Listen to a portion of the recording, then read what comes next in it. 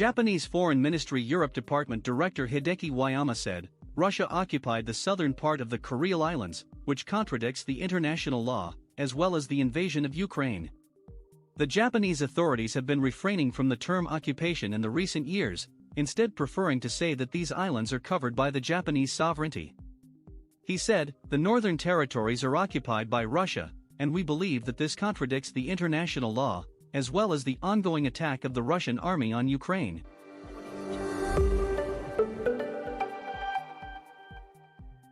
As a response, Moscow said that Japan is whipping up hysteria in dispute over the Kuril Islands in the Pacific Ocean.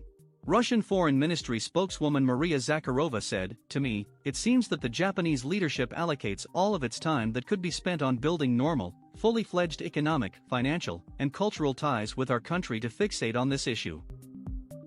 Additionally, Washington's new ambassador in Tokyo, Rahm Emanuel said Russia's disregard for the sovereignties of others is also not new, nor is it limited to the northern territories.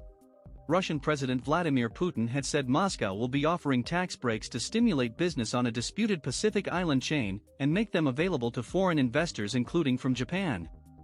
Putin said Moscow needed to take into account its own security, and that it wanted guarantees from Japan, a U.S. ally, about possible deployments of U.S. military and missile systems in the region near Russia. These questions have been put to the Japanese side. We still haven't received the answers, so I think that in a sense the ball is in our partner's court. Recently, Russia has deployed its Bastion coastal missile defense system to a remote part of the Kuril Island chain in the Pacific near Japan. The country passed sweeping legislative reforms that, among an array of other things, made it unconstitutional to cede territory to a foreign power. Even with everyone's attention at the Russian-Ukrainian border, tensions 5,000 miles to the east between Moscow and Tokyo over the contested Kuril Islands are not abating. And inevitably the conflicts are connected. Japanese Prime Minister Fumio Kishida has said he will persistently continue negotiations with Moscow on the return of the northern territories. The United States, Japan's main ally, has publicly supported the demands, recognizing Tokyo's sovereignty over the islands due north of the capital and off the eastern coast of Russia's Far East territories. The Russians have responded with saber-rattling, starting military exercises in the Kuril Islands, which prompted an indignant response from Tokyo and a resolution approved by the Japanese parliament in support of Ukraine against the backdrop of the fight with Russia. This all means that Russian-Japanese relations through the Kurils are deteriorating rapidly. Russia has augmented its provocations of military planes or ships entering Japan's air and sea space. In addition, the announcement of the Russia-China alliance also takes aim at Japan, with Beijing as Tokyo's main regional rival.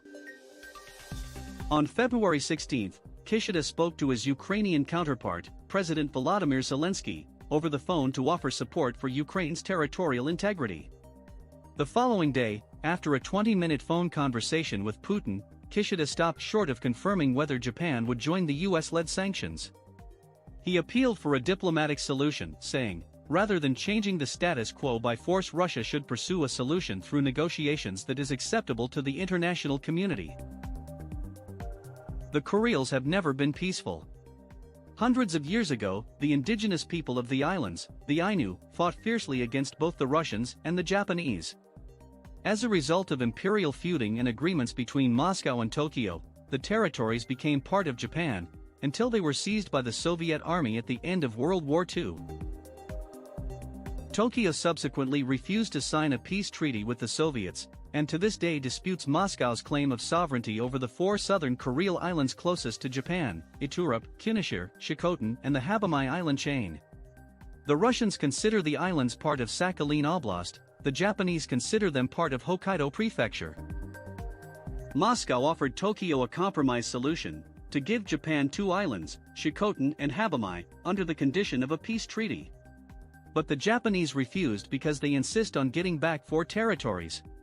Meanwhile, both the United States and the European Union support Japan's demands to return the territories, while Moscow is exercising its right to own them by building up its armed forces in the Kuril Islands and by conducting continuous military exercises.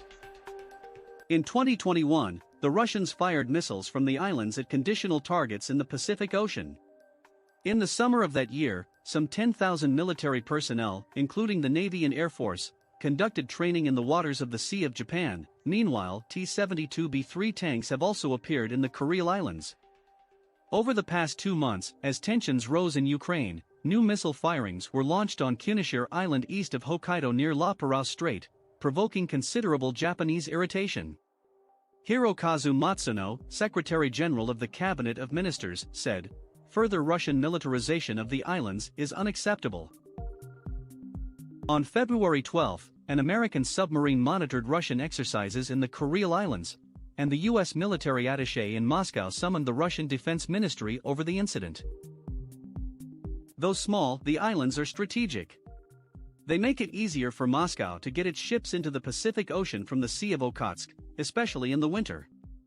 The second reason is regional security. Moscow is worried that Tokyo will deploy its armed forces and medium and long-range missiles there once it receives the Kurils. Then Russia's security policy in the Far East will come to naught. Nor does Russia want to allow U.S. Marines stationed in Japan to gain access to the islands. By losing control over the Kuril Islands, Russia would effectively open the gates for foreign military vessels to the Sea of Okhotsk, which Moscow considers its inland territory. There is also an economic rationale. The Russian fishing industry in and around the Kuril Islands is seriously developed. 3 million tons of fish and seafood are caught here annually.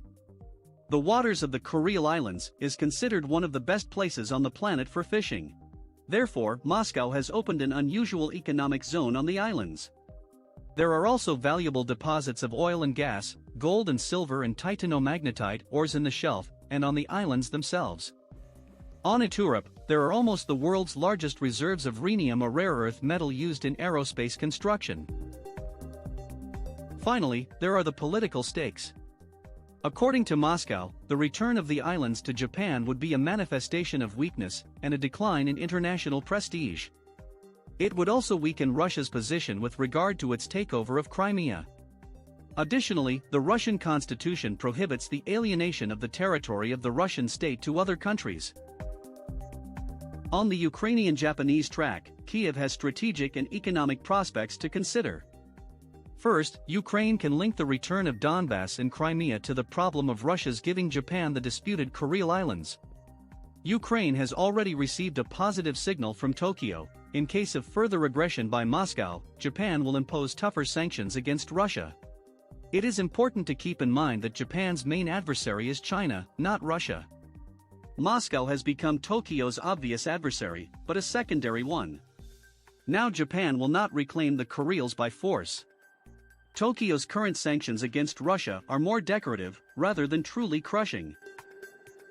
Japan has now urged its citizens and businesses to leave Ukraine. But despite its pragmatic relations with Russia, Japan is already definitively standing with Washington against Russia. This means one thing: Ukraine has carte blanche for more strategic, deep, and mutually beneficial cooperation with Tokyo on the geopolitical and economic track. Now it is necessary for Kyiv to use it to maximize the potential opportunities in its favor.